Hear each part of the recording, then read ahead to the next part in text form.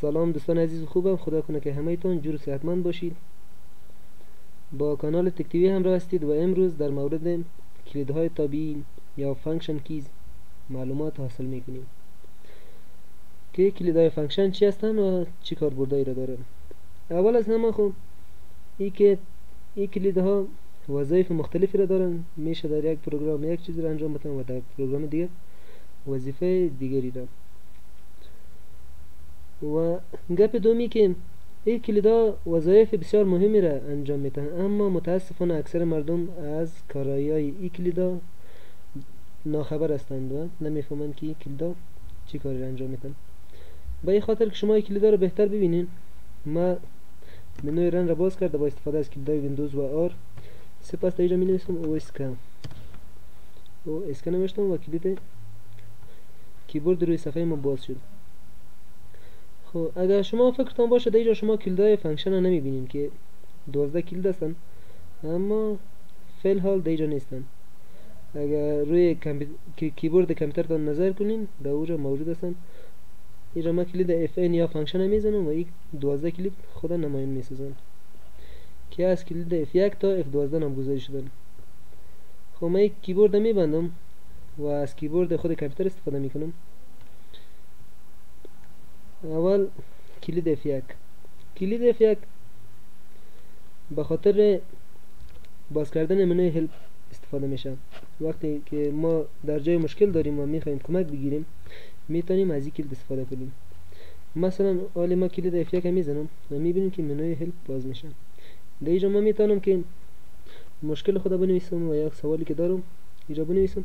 به گونه آنلاین و آفلاین برای ما جواب میتن. حالی که اینترنت ما خاموش است آفلاین میزنم. اگر شما اینترنت دارین get online help را بزنید. ما در اینجا مثلا در مورد شارتکت معلومات میخوایم.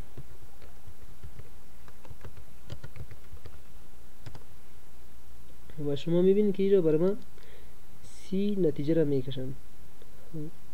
مثلا ما شارتکت های کیبورد کار دارم، این را میزنم و اینجا تمام شارتکت های کامپیوتر موجود هستند. شما میتونید از اینجا بهتر و خوبتر یاد بگیرین که شارتکت های بیخی زیادی هستند و شما یاد گرفته میتونین. از اینجا هیچ ضرورت نیست که به اینترنت برین و از اونجا جستجو کنین و از اونجا یاد بگیرین. خب کلید دوم کلید F2 است که کلید در مواقع استفاده میشه که ما میخوایم نام یک فولدر یا یک فایل تغییر بدیم، به خاطر رنیم کردن استفاده بشه. من مثلا میایم نام فولدر 2 است، اینجا F2 را میزنم و نام از این A میمانم. میبینیم به همین سادگی کلید F2 تغییر نام میده. و دیگهش کلید F3 است که توسط کلید F3 ما میتونم چیزی رو جستجو کنم. مثلا ما در یک صفحه هستیم که اونجا فایل های زیادی موجود هستن و ما میخوایم یک چیزی رو جستجو کنم از روی نامش. فرض مثال ما میایم همین فولدر رو باز میکنم و در اینجا کلید F3 رو میزنم.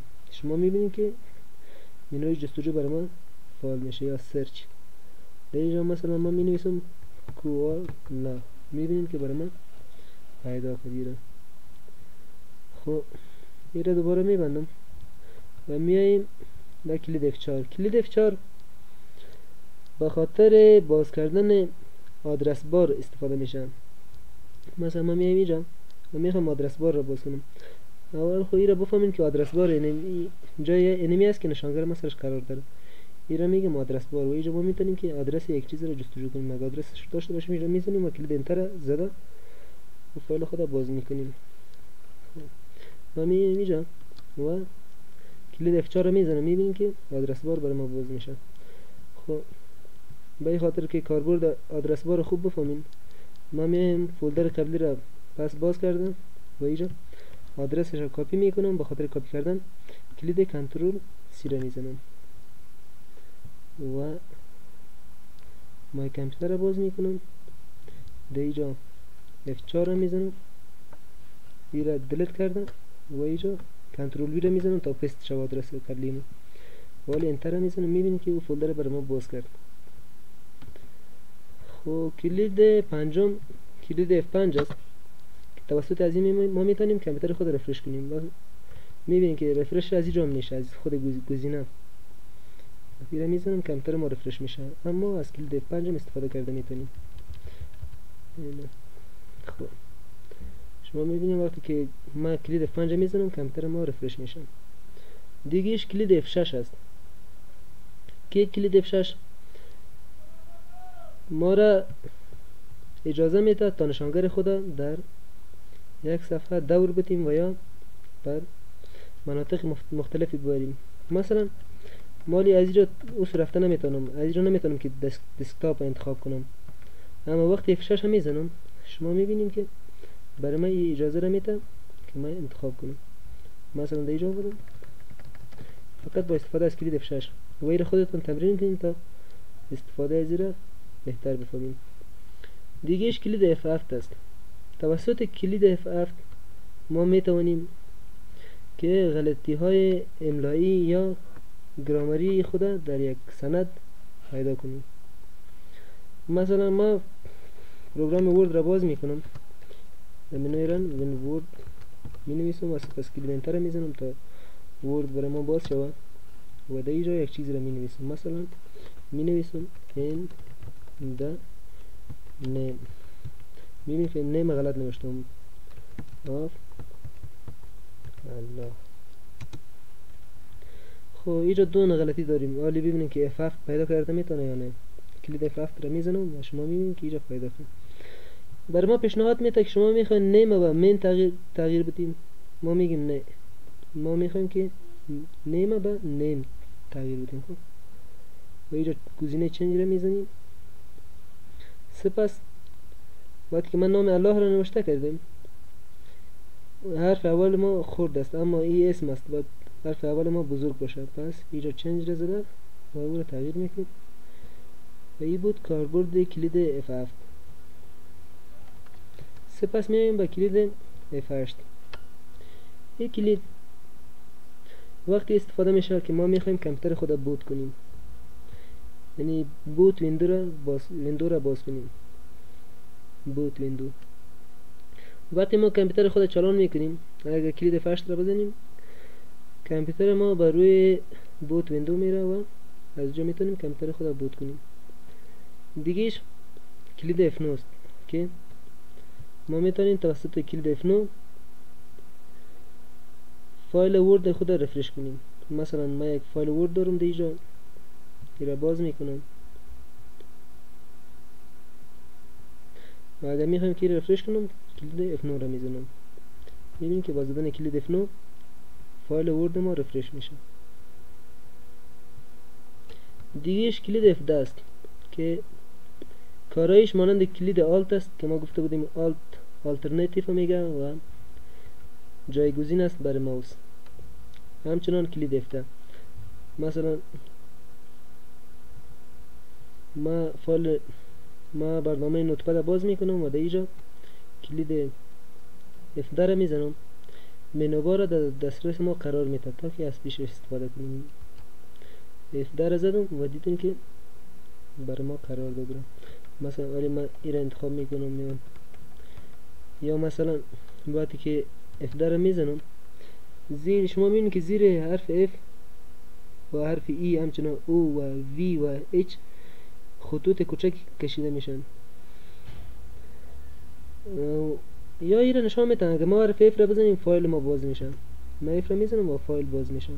این را خودتون هم تمرین کنین و همچنان این را بگویم که آلت ما کار میکنه. مثلا ولی من آلت میزنم، ولی من F10 نزدم، آلت زدم و همون چیز باز شد.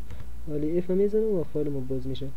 دوباره X میزنم چرا که زیر X یک خط کوچک کشیده شده و پروگرام نوتپد ما بسته میشه. بعد از اون میایم به کلید F11.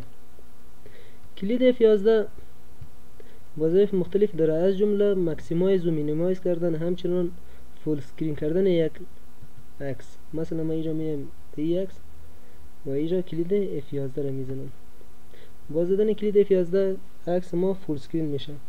دوباره آلت و F4 را میزنم تا که از حالت فول سکرین برای یا مثلا این ویندوز است. خب این را من کوچک میکنم وقتی که F11 رو میزنم دوباره بزرگ میشه، کوچک میشه با کلید یعنی با F11 یعنی ای که مینیمایز کردن و ماکسیمایز کردن یک سفرم در اختیار ما قرار میده. دیگهش کلید F12 است که توسط کلید F12 ما میتونیم عکس یا فایل را ذخیره کنیم. مثلا ما میایم در پینت، اول ایران بگویم که ما میتونیم توسط کلید Fn که در کنج است و کلید F11 از صفحه خود پرینت اسکرین بگیریم که مانند اسکرین شات گرفتن در کامپیوتر است. ما کلید Fn و F11 را فشار میتونم، اولی از صفحه کامپیوتر ما پرینت اسکرین گرفته شد. آمده فایل پینت را باز میکنم، پروگرام پینت را، و در اینجا کلید کنترلی رو میزنم تا هم اسکرین شاتی را که گرفتیم یا پرینت اسکرین که گرفتیم اینجا پیست شود. شما میبینید که پیست شد. ولی اگه ما میخوایم که امیر ذخیره کنم کلید F12 را میزنم و شما میبینید که گزینه ذخیره کردن برای من باز شد. اگه میخوایم امیر ذخیره کنم نام از تغییر میتونم ذخیره میکنم برنامه که خواستم. خب این بود درس امروزی ما. خدا کنه که چیزی را آموخته باشین و براتون مفید واقع شده باشه.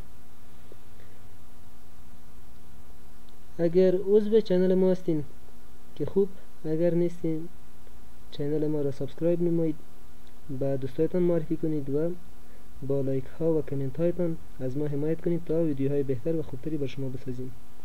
خداوند یار و مددگارتان.